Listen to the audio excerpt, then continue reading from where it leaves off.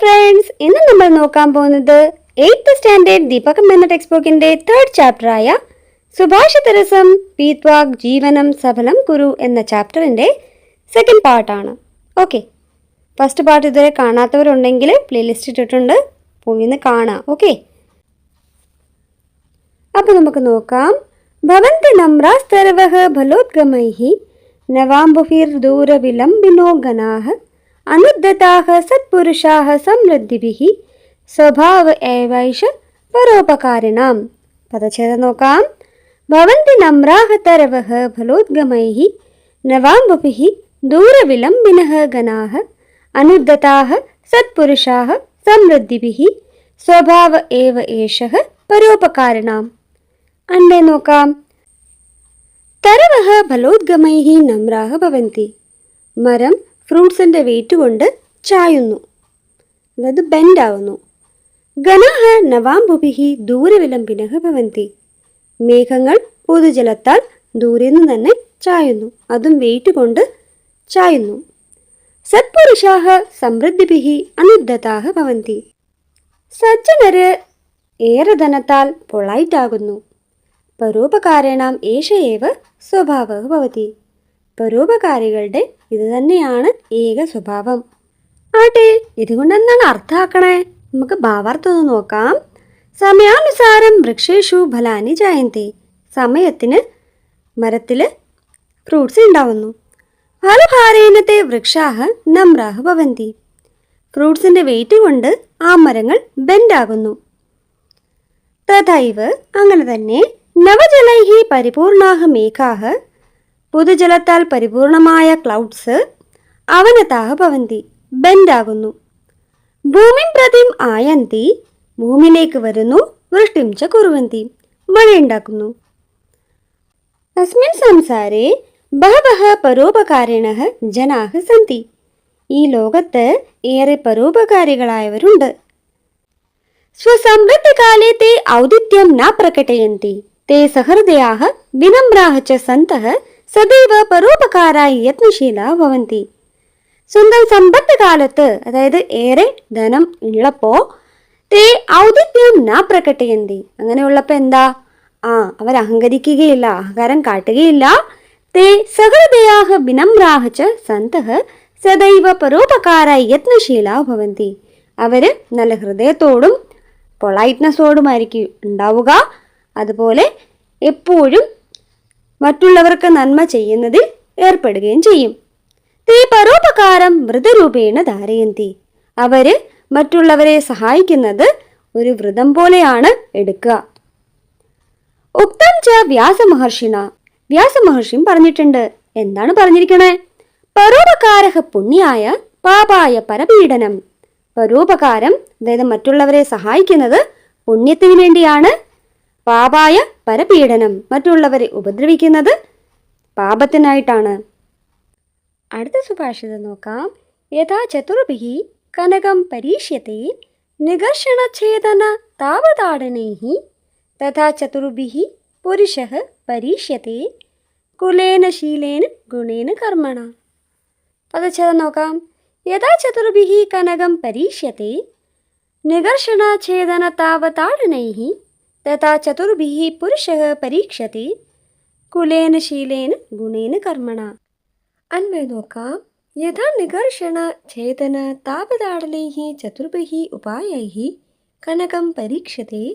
എങ്ങനെയാണോ റബ്ബ് ചെയ്ത്, കട്ട് ചെയ്ത്, ചൂട് കൊടുത്ത്, അടിച്ച് എന്നിങ്ങനെ 4 ഉപായത്താൽ സ്വർണം പരീക്ഷിക്കപ്പെടുന്നത്, തഥാ അങ്ങനെ കുലേന ശീലേന ഗുണേന കർമ്മണ ച ചതുർഭിഃ പുരുഷഃ പരീക്ഷ്യത്തെ.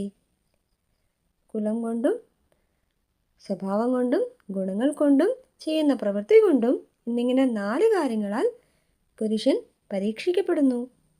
അതായത് ഇവിടെ പറയാണ്, ഉരയ്ക്കൽ, മുറിക്കൽ, ചൂടാക്കൽ, അടിക്കൽ എന്നിങ്ങനെ 4 മാർഗങ്ങളിലൂടെയാണ് സ്വർണത്തിൻ്റെ പരിശുദ്ധി പരിശോധിക്കുക. അതുപോലെ ഒരു മനുഷ്യൻ്റെ യോഗ്യതയും സ്വഭാവശുദ്ധിയും അളക്കുന്നത് അയാളുടെ കുലം, അതായത് പാരമ്പര്യം, ശീലം, സ്വഭാവം, ഗുണം, നല്ല ഗുണങ്ങൾ, കർമ്മം, ചെയ്യുന്ന പ്രവൃത്തികൾ എന്നിങ്ങനെ 4 കാര്യങ്ങളാലാണ് നോക്കുന്നത്. ആട്ടെ, ഇതും കൊണ്ട് എന്താ അർത്ഥാക്കണേ? നമുക്ക് ഭാവാർത്ഥം ഒന്ന് നോക്കാം. സ്വർണകാരः സുവർണस्य ശുദ്ധതാം ആകലയിതും ആദൗ നികഷപ്രസ്തരെ നികർഷണം കരോതി. തട്ടാന് സ്വർണത്തിൻ്റെ പരിശുദ്ധി പരിശോധിക്കാനായി ആദ്യം എന്താ ചെയ്യുന്നത്? ആദ്യം അതിനെ ഉരകലിലിട്ട് ഉരയ്ക്കുന്നു. തത് അനന്തരം തസ്യ സുവർണസ്യ കർത്തനം കരോതി. അതിനുശേഷം എന്താ ചെയ്യുക? അതിനുശേഷം ആ സ്വർണത്തെ മുറിക്കുന്നു. തതഃ അഗ്നിന ദാഹയതി. പിന്നീട് തീയിലിട്ട് ചുട്ടെടുക്കുന്നു. അന്തേ സുവർണഖണ്ഡേ പ്രഹാരം കരോതി. അവസാനം സ്വർണക്കട്ടിയിൽ അടിക്കുന്നു. ഏഭിः ചതുർഭിः പ്രകാരൈः പരീക്ഷ്യ സുവർണസ്യ പൂർണ്ണശുദ്ധതാം ജ്ഞാതും ശക്നോതി. ഈ 4 വഴികളിലൂടെ പരിശോധിച്ച് സ്വർണത്തിൻ്റെ പൂർണ്ണമായ പരിശുദ്ധി മനസ്സിലാക്കാൻ കഴിയുന്നു. തഥൈവ അങ്ങനെ പുരുഷഃ അപി ചതുർഭിः ഉപായൈः പരീക്ഷണീയഃ. അതുപോലെ ഒരു മനുഷ്യനും 4 വഴികളിലൂടെയാണ് പരീക്ഷിക്കപ്പെടുക. യഥാ, അതായത് കസ്മിൻ പരിവാരെ അയം ജനഃ ജന്മഃ അലഭത്. ഈ മനുഷ്യൻ ഏത് കുടുംബത്തിലാണ് ജനിച്ചത്? തസ്യ സ്വഭാവഃ കീദൃശഃ അസ്തി. അദ്ദേഹത്തിൻ്റെ സ്വഭാവം എങ്ങനെയുള്ളതാണ്? സഹ കീദൃശൈഃ ഗുണൈഃ യുക്തഃ അസ്തി. അവൻ ഏത് ഗുണങ്ങളാലാണ് സമ്പന്നനായിട്ടുള്ളത്? പുനഃ സഹ കേന കർമ്മണ സർവത്ര സമാദൃതഃ ഭവതി. അതുകൂടാതെ അദ്ദേഹം ചെയ്യുന്ന ഏത് പ്രവൃത്തിയിലൂടെയാണ് എല്ലായിടവും ആദരിക്കപ്പെടുന്നത്? ഇതി എന്നിങ്ങനെയുള്ള കാര്യങ്ങളിലൂടെയാണ് മനുഷ്യൻ പരീക്ഷിക്കപ്പെടുന്നത് എന്നാണ് ഇവിടെ അർത്ഥാക്കണേ. യേഷു നികഷേഷു പരീക്ഷയേവ തസ്യ വ്യക്തിത്വം ജ്ഞാതും ശക്യത്തെ. ഈ മാനദണ്ഡങ്ങളിലൂടെ പരീക്ഷിച്ച് മാത്രമാണ് അവൻ്റെ വ്യക്തിത്വത്തെ അറിയാൻ സാധിക്കുക. അതായത് മനുഷ്യൻ്റെ വ്യക്തിത്വത്തെ അറിയാൻ സാധിക്കുക, മനുഷ്യൻ എങ്ങനെയുള്ളവനാണെന്ന് അറിയാൻ സാധിക്കുക.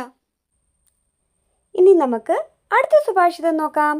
അഷ്ടൗ ഗുണാഃ പുരുഷം ദീപയന്തി പ്രജ്ഞാ ച കൗല്യം ച ദമഃ ശ്രുതം ച പരാക്രമശ്ച ബഹുഭാഷ്യത ച ദാനം യഥാശക്തി കൃതജ്ഞത ച.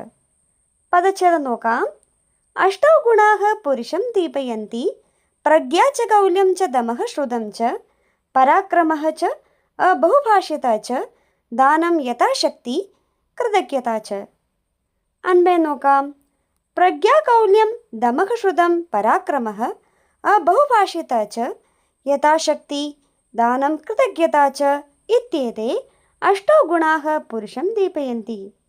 അതായത് ബുദ്ധിശക്തി, കുലമഹിമ, സെൽഫ് കൺട്രോള്, ശ്രുതം ശാസ്ത്രജ്ഞാനം, പരാക്രമഃ വീര്യം, ബഹുഭാഷ്യത മിതമായ സംഭാഷണം, ച യഥാശക്തി ദാനം കഴിവിനനുസരിച്ചുള്ള ദാനം ചെയ്യൽ, കൃതജ്ഞത ച അതുപോലെ നന്ദിയും, ഇത്യേതേ എന്നിങ്ങനെ അഷ്ടൗ ഗുണാഃ 8 ഗുണങ്ങൾ പുരുഷം ദീപയന്തി മനുഷ്യനെ പ്രകാശിപ്പിക്കുന്നു.